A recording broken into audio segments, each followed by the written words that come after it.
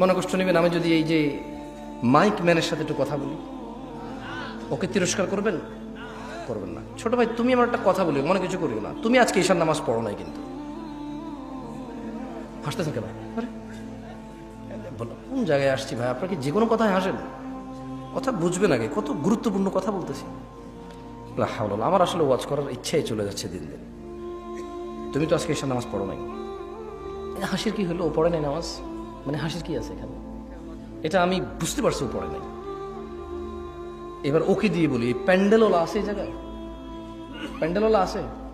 আজকে তোমাদের ভলান্টিয়ার কতজন, সবাইকে ডাকো। ওখান থেকে আমি মিনিমাম ছেলে পেলেকে বাইরে করবো যারা ঈশার নামাজ পড়ে নাই। সব বাইরে আছে না? ঠিক আছে, আমি চলে গেলাম, ইনশাল্লাহ ওয়াজ শেষ করে তোমরা কালকে বিচার করিও তোমাদের যে তোমাদের ভলান্টিয়ারদের মধ্যে কত ছেলে ইভেন নামাজ পড়ে না ঈশার, কিন্তু ওরা ওয়াজ করাচ্ছে আমাকে কত দূর থেকে নিয়ে আসা। ওদের কথা হচ্ছে সারা বাংলাদেশের সারা শিবগঞ্জকে হিদায়ত করে দেবে, তাহলে কোনো মানুষ খারাপ করবে না, সব খারাপ আমাদের। কারণ হুজুর নিয়ে আসছে দূর থেকে, সব মানুষের হিদায়ত করে দেবে, কেউ আর অন্যায় করবে না। তাহলে একমাত্র অন্যায় করার বাকি কে থাকে? আমরা আমরা আয়োজন করে হুজুর নিয়ে এসে সবাইকে ফু দিয়ে হেদায়ত করে দেবে। ফু দিয়ে হেদায়ত হয় না, ফু দিলে হেদায়ত হয়?